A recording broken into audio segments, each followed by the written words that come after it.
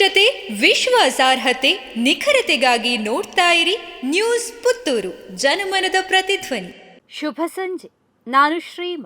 ಇಂದಿನ ಮುಖ್ಯಾಂಶಗಳು.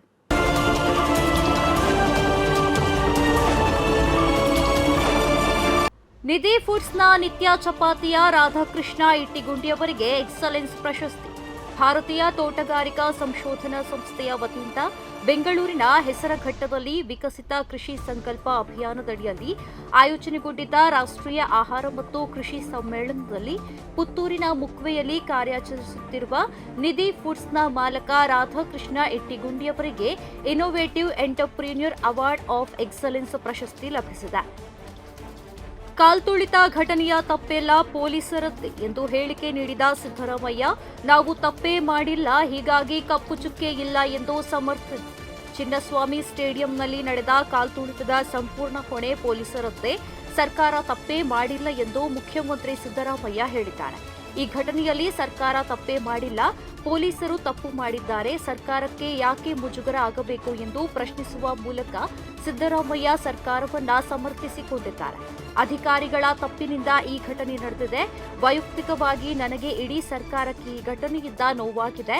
ನನ್ನ ರಾಜಕೀಯ ಕಾರ್ಯದರ್ಶಿ ಗೋವಿಂದರಾಜ್ ಅವರನ್ನ ತೆಗೆದುಹಾಕಿದ್ದೇವೆ. ತಪ್ಪು ಮಾಡಿದ್ದರೆ ಕಪ್ಪು ಚುಕ್ಕೆ ಬರುತ್ತಿತ್ತು, ನಾವು ತಪ್ಪೇ ಮಾಡಿಲ್ಲ, ಹೀಗಾಗಿ ನಮಗೆ ಯಾವುದೇ ಕಪ್ಪು ಚುಕ್ಕೆ ಇಲ್ಲ ಎಂದರು. ಪ್ರಸಿದ್ಧ ಭಕ್ತಿ ಗಾಯಕ ತಬಲಾ ವಾದಕ ಸಂಕೀರ್ತನ್ ಅಪಘಾತದಲ್ಲಿ ಮೃತ್ಯು. ಕಾರು ಚಾಲಕನ ನಿರ್ಲಕ್ಷ್ಯದಿಂದ ಪ್ರಸಿದ್ಧ ಭಕ್ತಿ ಗಾಯಕ ಮತ್ತು ತಬಲಾ ವಾದಕ ಸಂಕೀರ್ತನ್ ಮೃತಪಟ್ಟಿದ್ದಾರೆ. ಉಡುಪಿಯ ಕಿನ್ನಿಮುಲ್ಕಿ ಬಳಿಯ ರಾಷ್ಟ್ರೀಯ ಹೆದ್ದಾರಿ 66ರಲ್ಲಿ ಈ ಘಟನೆ ಸಂಭವಿಸಿದ್ದು, ಕುಂದಾಪುರದಿಂದ ಮಂಗಳೂರು ಕಡೆಗೆ ಚಲಿಸುತ್ತಿದ್ದ ಕಾರನ್ನ ಚಾಲಕ ಅಜಾಗರೂಕತೆಯಿಂದ ಚಲಾಯಿಸುತ್ತಿದ್ದರಿಂದ ಕಾರು ಗೂಡ್ಸ್ ವಾಹನಕ್ಕೆ ಡಿಕ್ಕಿ ಹೊಡೆದು ಬಳಿಕ ರಸ್ತೆ ಡಿವೈಡರ್ ಏರಿ ವಿರುದ್ಧ ದಿಕ್ಕಿನಲ್ಲಿ ಬರುತ್ತಿದ್ದ ಮತ್ತೊಂದು ಗೂಡ್ಸ್ ವಾಹನಕ್ಕೆ ಡಿಕ್ಕಿ ಹೊಡೆದಿದೆ. ಈ ವೇಳೆ ಬೈಕ್ನಲ್ಲಿ ಸಂಕೀರ್ತನ್ ರಸ್ತೆಗೆ ಬಿದ್ದು ತೀವ್ರ ಗಾಯಗೊಂಡಿದ್ದು, ಆಸ್ಪತ್ರೆಗೆ ಕರೆದೊಯ್ಯುವಾಗ ಮೃತಪಟ್ಟಿದ್ದಾರೆ. ಮಲ್ಪೆ ಪೊಲೀಸ್ ಠಾಣೆಯಲ್ಲಿ ಪ್ರಕರಣ ದಾಖಲಾಗಿದೆ. ಇಚ್ಚಂಪಾಡಿ ಸೇತುವೆ ಬಳಿ ಸ್ನಾನಕ್ಕೆ ಇಳಿದ ಯುವಕ ನೀರಿನಲ್ಲಿ ಮುಳುಗಿ ಮೃತ್ಯು. ಕಡಬ ತಾಲೂಕಿನ ಇಚ್ಚಂಪಾಡಿಯಲ್ಲಿ ಸೇತುವೆಯೊಂದರ ಬಳಿ ನೀರಿನಲ್ಲಿ ಸ್ನಾನಕ್ಕೆ ಇಳಿದ ಯುವಕನೊಬ್ಬ ನೀರಿನಲ್ಲಿ ಮುಳುಗಿ ಮೃತಪಟ್ಟ ಘಟನೆ ನಡೆದಿದೆ.